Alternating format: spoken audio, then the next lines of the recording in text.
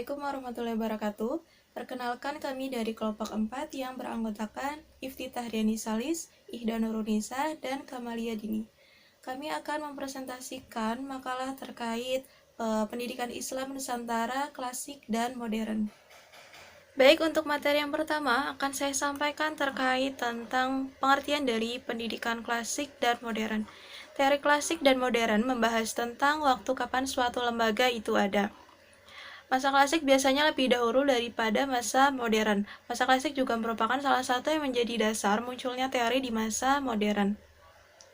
Jika dikaitkan dengan pendidikan, maka dapat dikatakan masa klasik adalah di mana pendidikan masih menggunakan metode dan sistem pembelajaran yang tradisional.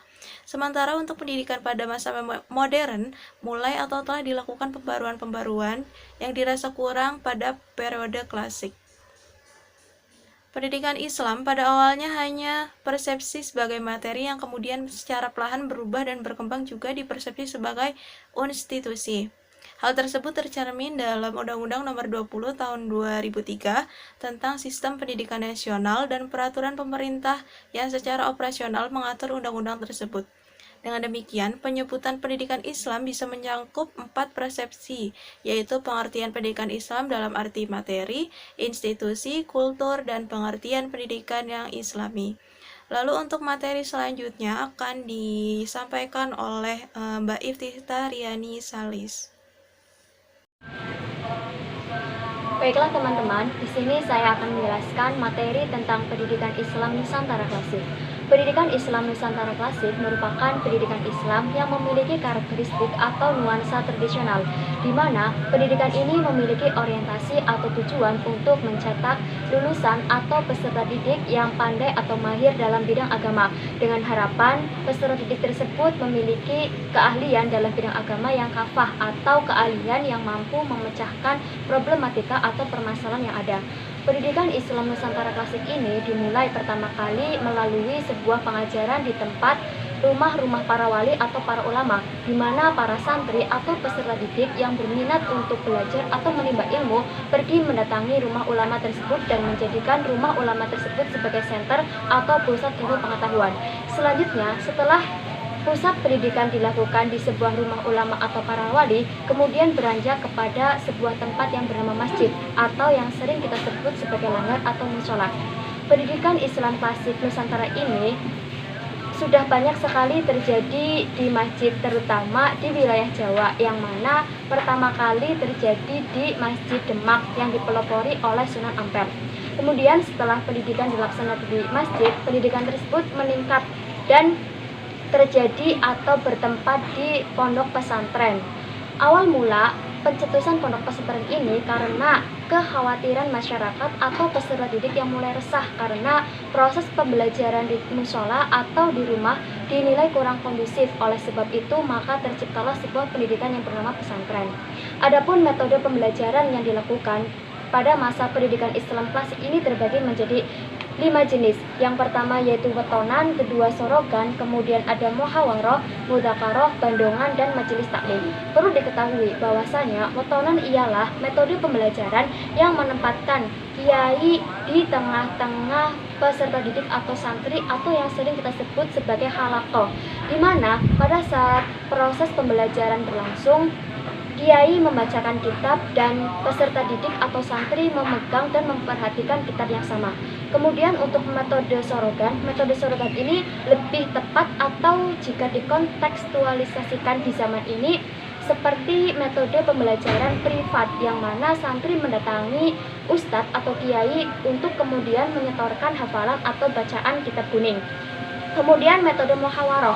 Metode muhawaroh merupakan salah satu metode yang digunakan untuk melatih keterampilan berbicara peserta didik dengan cara melatih peserta didik untuk berbicara atau bercakap-cakap menggunakan bahasa asing seperti menggunakan bahasa Arab. Kemudian yang ketiga atau yang keempat ialah metode mudzakarah. Secara spesifik, metode mudzakarah ialah metode yang digunakan untuk membahas permasalahan diniyah, seperti membahas ilmu agama, ilmu akidah, atau ilmu-ilmu umum yang sering dijumpai dalam masyarakat.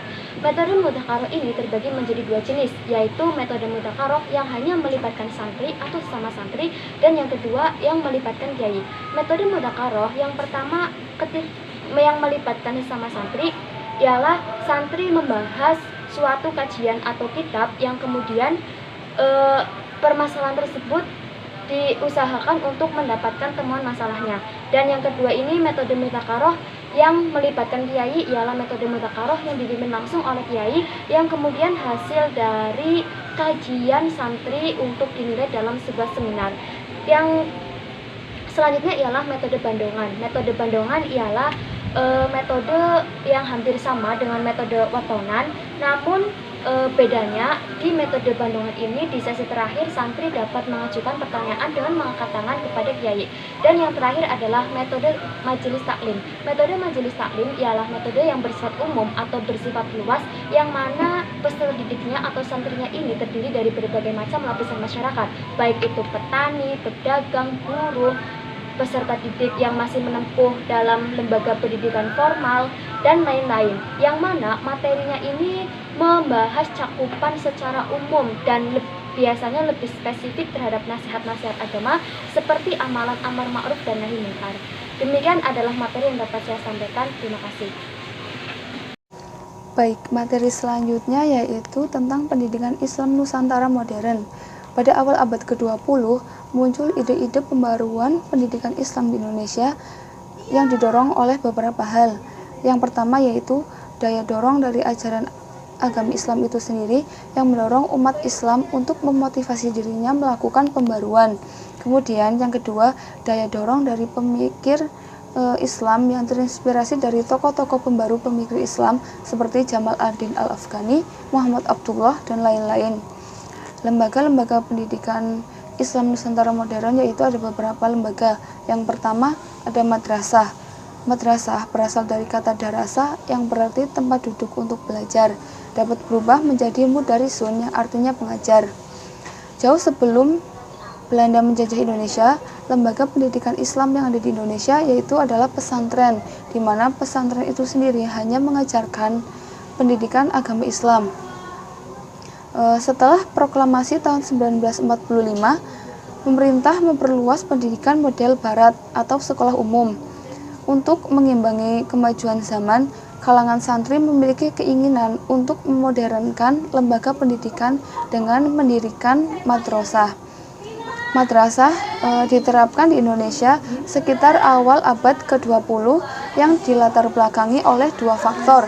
Yang pertama, adanya pandangan yang menyatakan sistem pendidikan Islam di Indonesia dirasa kurang bisa memenuhi kebutuhan pragmatis masyarakat.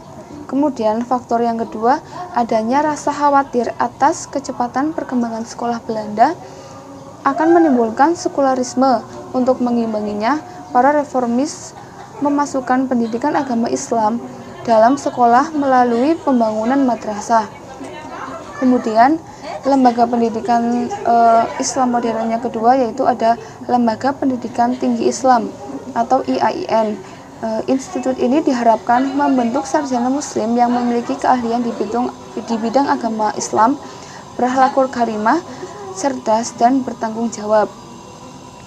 Sekolah Tinggi Islam lahir pada tahun 1940 sebagai hasil pertemuan beberapa guru muslim di Padang. Perjalanan IAIN yang tersebar di Indonesia mengalami pasang surut.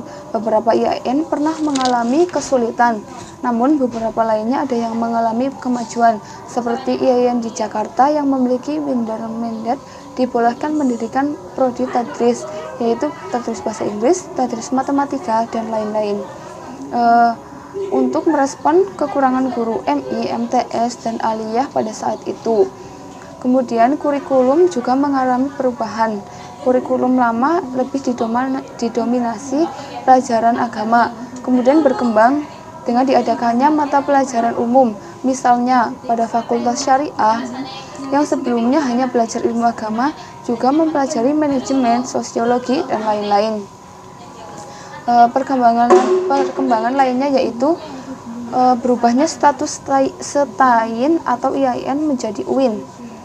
Kemudian lembaga Islam modern yang selanjutnya yaitu Sekolah Islam Terpadu. Pada tahun 1980-an, Sekolah Islam Terpadu mulai bermunculan di Indonesia. Didirikannya IT ini disebabkan adanya dikotomi antara ilmu agama dan ilmu umum dalam sistem pendidikan di Indonesia. Selain itu, terdapat faktor lain yaitu pemikiran bahwa ajaran Islam bersifat syumuliyah atau universal dan mutakamiliyah atau komprehensif. Kurikulum IT adalah kurikulum yang diadopsi dari Kementerian Pendidikan dan Kebudayaan yang telah dimodifikasi. Kemudian yang terakhir atau yang keempat, lembaga pendidikan Islam modern, yaitu ada boarding school. Lembaga pendidikan boarding school ini yaitu lembaga pendidikan yang mana sebagian atau seluruh peserta didiknya belajar dan tinggal di asrama. Boarding school ini bukan sesuatu yang baru dalam pendidikan Islam, karena konsep dari boarding school ini sendiri diadopsi dari pondok pesantren. Baik, saya rasa cukup penyampaian materi dari kelompok 4. Apabila ada kesalahan dalam penyampaian materi, kami mohon maaf sebesar-besarnya. Wassalamualaikum warahmatullahi wabarakatuh.